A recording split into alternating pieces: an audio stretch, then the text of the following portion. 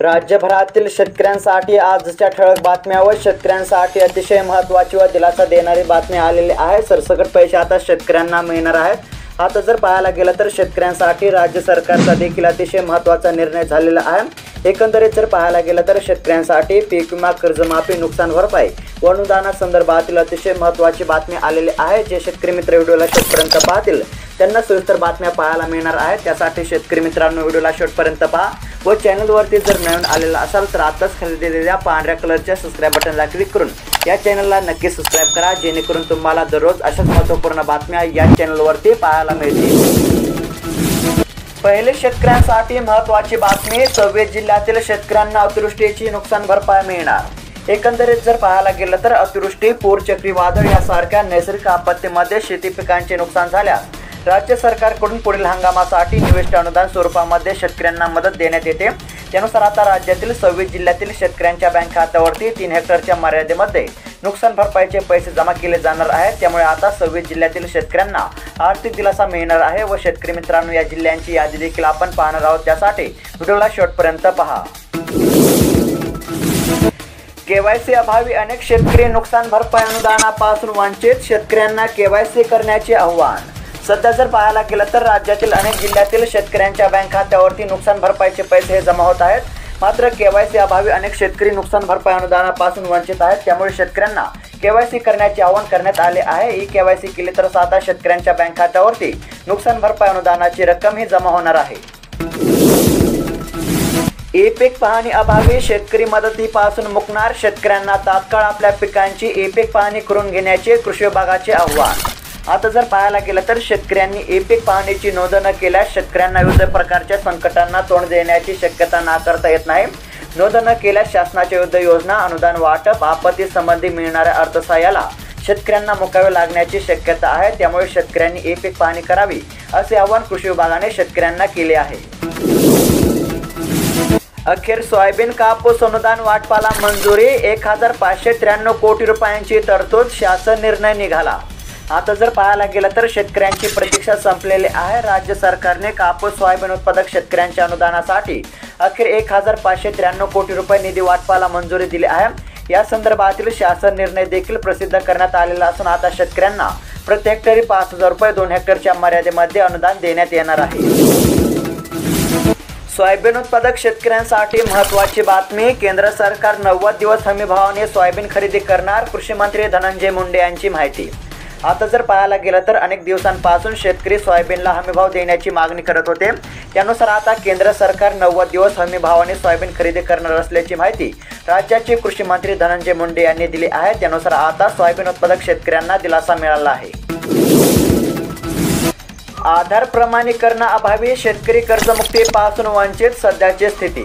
एकंदरीत जर पाहायला गेलं तर महात्मा ज्योतिराव फुले शेतकरी कर्जमुक्ती योजना 2019 अंतर्गत प्रोत्साहन लाभ योजनेमध्ये अनेक शेतकरी पात्र ठरले आहेत, परंतु आधार प्रमाणीकरण केले नसल्याने शेतकरी कर्जमुक्तीपासून वंचित राहत आहेत। महात्मा ज्योतिराव फुले शेतकरी कर्जमुक्ती योजनेचा लाभ अनेक शेतकऱ्यांना मिळाला नाही। या योजनेचा लाभ मिळण्याकरिता शेतकऱ्यांना आधार प्रमाणीकरण करणे आवश्यक आहे।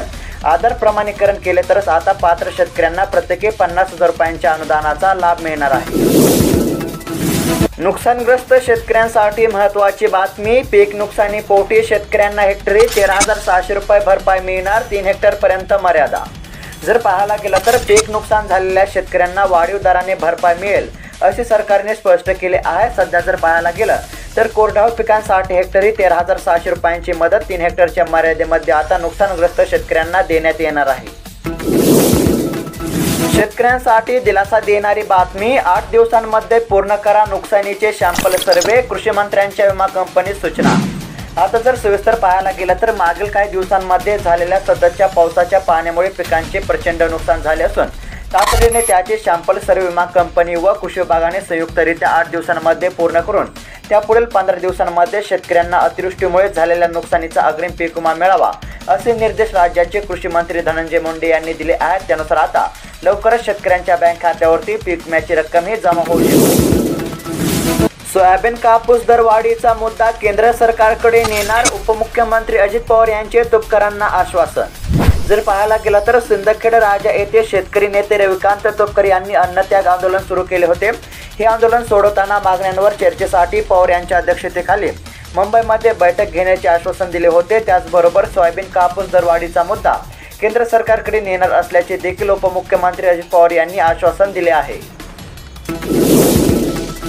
शेतकऱ्यांसाठी महत्त्वाची बातमी, ई-पीक पाहणीला मुदतवाढ, शेतकऱ्यांना दिलासा। सध्या जर पाहायला गेलं तर ई-पीक पाहणी केली तरच शेतकऱ्यांना पीक विम्याचा व नुकसान भरपाईचा लाभ मिळणार आहे।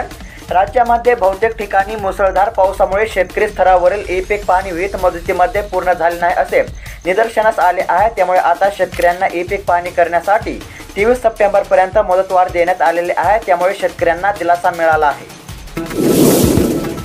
हवामानासंदर्भातील बातमी, राज्यामध्ये पुढील 3 दिवस पावसाच्या उघडीपीची शक्यता। एकंदरीत जर हवामान अंदाज पाहायला गेला तर आता राज्यामध्ये पावसाच्या उघडीपीची शक्यता वर्तवण्यात आलेली आहे। पुढील 2 ते 3 दिवस पावसाची विश्रांती कायम राहण्याचा अंदाज हवामान खात्याने वर्तवलेला आहे। अतिवृष्टीच्या लाभापासून शेतकरी वंचित राहता कामा नये, अतिवृष्टीची आढावा बैठक, खासदारांनी अधिकारी कर्मचाऱ्यांना केल्या सूचना। एकंदरीत जर पाहायला गेलं तर 2 आठवड्यांपूर्वी अतिवृष्टी झाली। यामध्ये खरीपाच्या पिकांचे मोठ्या प्रमाणामध्ये नुकसान झाले असून घरांची पडझडही झाली आहे। अशा परिस्थितीमध्ये शेतकरी शासनाच्या लाभापासून वंचित राहता कामा नये, दिवस रात्र एक करा पण आधी शेतकऱ्यांना आर्थिक मदत करा, अशा सूचना खासदार नागेश आष्टेकर यांनी अधिकारी व कर्मचाऱ्यांना दिल्या आहे। केवायसी नसल्याने अवकाळीची नुकसान भरपाई रक्कम रखडली, तालुक्यातील शेतकरी प्रतीक्षेमध्ये 1100 लाभार्थ्यांना बसला फटका। सध्या जर पाहायला गेलं तर राज्यातील अनेक जिल्ह्यातील शेतकऱ्यांच्या बँक खात्यावरती नुकसान भरपाईचे पैसे जमा होत आहेत। ही केवायसी केली नसल्याने अवकाळी पावसामुळे खरीप पिकांचे झालेले नुकसान त्र्यंबकेश्वर तालुक्यातील शेतकऱ्यांच्या खात्यात अजूनही जमा होऊ शकलेले नाहीत। याचा फटका जवळपास 1100 लाभार्थ्यांना बसलेला असून त्यांना भरपाईपासून वंचित राहण्याची वेळ आलेली आहे। त्यामुळे आता नुकसान भरपाईचा लाभ घेण्यासाठी शेतकऱ्यांना ई केवायसीचे आवाहन करण्यात आले आहे। मुख्यमंत्री बळीराजा मोफत वीज योजनेचा मार्ग मोकळा, निधी वितरणाला मंजुरी।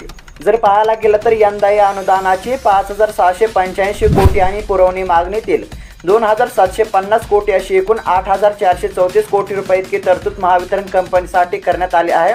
त्यानुसार मुख्यमंत्री बळीराजा मोफत वीज योजनेचा मार्ग मोकळा झालेला असून निधी वितरणाला मंजुरी देण्यात आलेली आहे।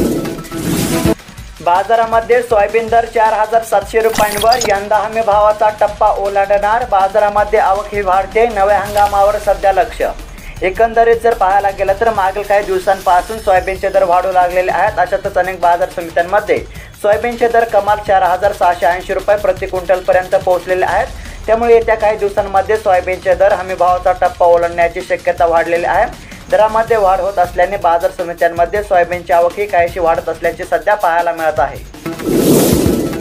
कांदा निर्यातीवरचे किमान शुल्क हटवण्याचा निर्णय घेतल्याबद्दल पंतप्रधान मोदींना मी शेतकऱ्यांच्या वतीने धन्यवाद देतो, मुख्यमंत्री एकनाथ शिंदे। जर पाहायला गेलं तर आता कांदा निर्यातीवरील किमान निर्यात मूल्य मर्यादा रद्द करण्यात आलेली आहे। त्यामुळे आता कांदा उत्पादक शेतकऱ्यांना दिलासा मिळालेला असल्याचे सध्या पाहायला मिळत आहे। त्यामुळे मुख्यमंत्री एकनाथ शिंदे यांनी पंतप्रधान नरेंद्र मोदी यांचे आभार मानले आहे। शेतकऱ्यांसाठी महत्त्वाची बातमी, नुकसान भरपाईसाठी पात्र असलेल्या 26 जिल्ह्यांची यादी जाहीर। एकंदरीत जर 26 जिल्ह्यांची यादी पाहायला गेलं तर कोल्हापूर, सांगली, छत्रपती संभाजीनगर, जालना, परभणी, बीड, धाराशिव, नांदेड, हिंगोली, लातूर, त्याचबरोबर विदर्भातील अमरावती, नागपूर, भंडारा, गोंदिया, चंद्रपूर, गडचिरोली, अकोला, यवतमाळ, बुलढाणा, वाशिम, वर्धा, तर कोकणातील ठाणे, पालघर, रत्नागिरी, रायगड आणि सिंधुदुर्ग या 26 जिल्ह्यातील शेतकऱ्यांच्या बँक खात्यावरती आता नुकसान भरपाईचे पैसे जमा होणार आहेत। तर शेतकरी मित्रांनो, बातम्या कशा वाटल्या कमेंट करून नक्की कळवा आणि अशाच महत्त्वपूर्ण बातम्या दररोज जाणून घेण्यासाठी आताच खाली दिलेल्या पांढऱ्या कलरच्या सबस्क्राईब बटनला क्लिक करून या चॅनलला नक्की सबस्क्राईब करा, जेणेकरून तुम्हाला दररोज अशा महत्त्वपूर्ण बातम्या या चॅनलवरती पाहायला मिळतील। भेटूयात पुढील व्हिडिओमध्ये। धन्यवाद।